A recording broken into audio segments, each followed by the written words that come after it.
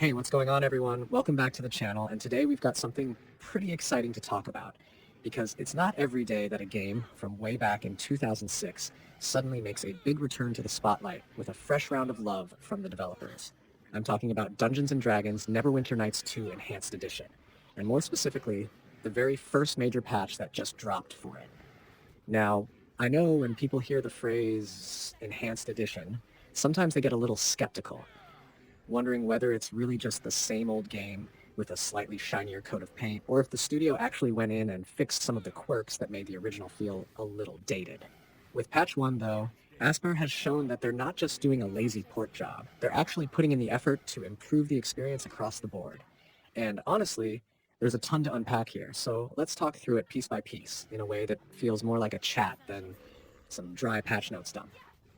So, first off, Neverwinter Nights 2 is already this fascinating relic of the D&D CRPG era.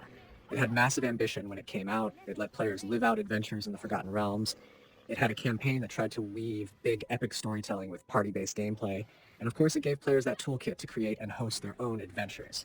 But it also had its fair share of problems, bugs that stuck around forever, and clunky systems that made people shake their heads. If you've been around the community for a while, you probably remember those weird character creation issues, the buggy hotbars, camera quirks, all that. And a lot of us just kind of accepted them as part of the charm. But now, with Enhanced Edition, we finally get a chance to see some of that frustration cleaned up, and patch 1 is a really strong step in the right direction. Let's start with one of the core things that people had always asked for, just making the little actions in the game actually work the way they were supposed to. For example, the whole perform default action on target setting. This is one of those things that sounds simple. Like if you click on something, it should just do the logical thing, like, right? But for years, it didn't always work. Now it finally does. And while that may sound tiny, if you've ever played NWN2 for hours, you know how much smoother it feels when the basics are reliable. Same thing with the bug where a construct companion could randomly start getting warlock feats when upgraded. I mean, it was funny to see, but also completely broke immersion, and that's been fixed now. And then there's the long-standing issue with character voices. A lot of players wanted to play in their own language, but the main character voices would just default to English no matter what. That's been addressed too. And it's the kind of change that doesn't just help with immersion, but also with accessibility for folks who don't want to juggle languages. Something else that made me happy is that the module list can now be scrolled with the mouse wheel. Again, tiny detail, but think about how often you're navigating that screen if you like user-made content or persistent worlds. Before, it was clunky. Now it just works like it should.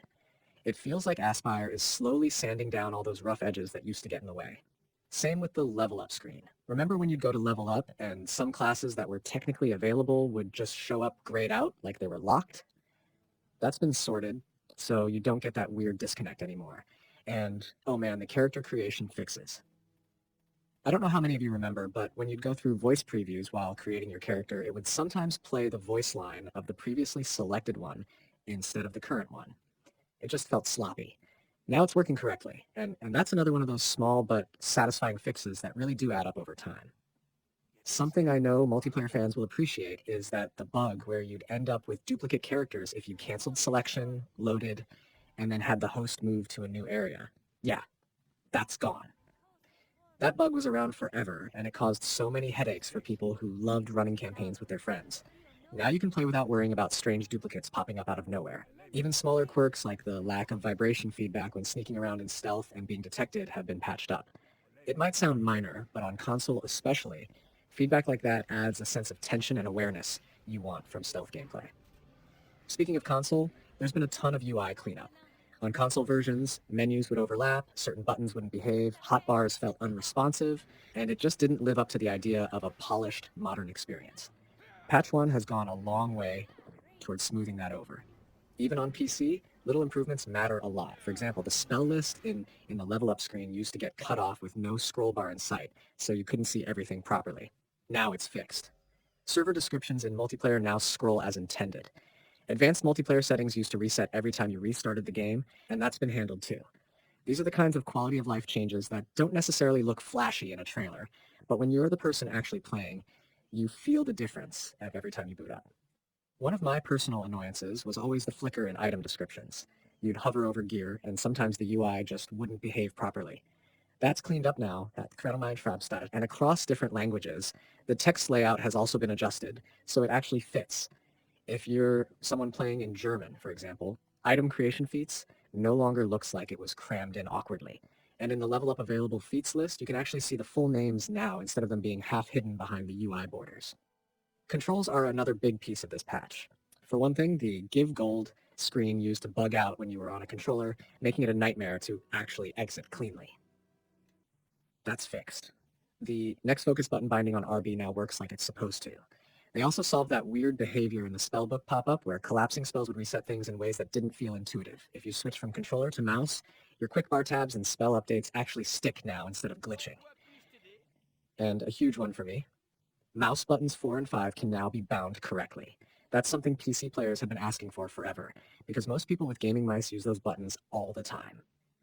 Now, finally, it's possible. Even the P key, which was supposed to open the player list pop-up in multiplayer, is reliable now. Camera issues were another long-standing headache.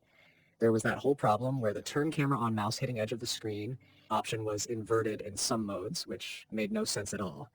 That's fixed. Strategy mode kept displaying each time you opened camera settings, and that's no longer happening. And if you're playing in windowed mode, the turn and scroll camera on mouse hitting the edge now works properly, which is fantastic because a lot of players prefer running these older RPGs in a window for easier multitasking. For dungeon masters who like to host and craft campaigns, the patch brings some really meaningful changes. One big bug, where the cursor would just vanish if you loaded a game while a player password was set, is gone. The DM creator window is more stable and doesn't crash as easily. Text overlaps have been fixed, which makes reading the UI much easier. Right-clicking waypoints in the DM chooser no longer crashes the game, and even things like opening the special abilities menu with the mouse don't cause crashes anymore. These are lifesavers for DMs who want to create smooth, uninterrupted sessions for their groups. On the stability and achievement side, there were some notorious problems.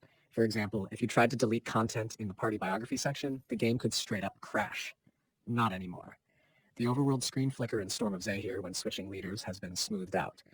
And then you've got achievements. People were frustrated because certain achievements tied to campaigns weren't unlocking for clients in multiplayer. Achievements like Not Guilty, Wall of the Faithless, Another Mystery Solved, and The Road Ahead just wouldn't fire properly. Patch 1 finally clears that up, which means people can actually complete their lists without feeling cheated. Now, before Patch 1, Asper actually rolled out what they called an interim patch back in late August. That was mostly targeted at critical bugs on Steam and GAG, especially for persistent worlds and multiplayer.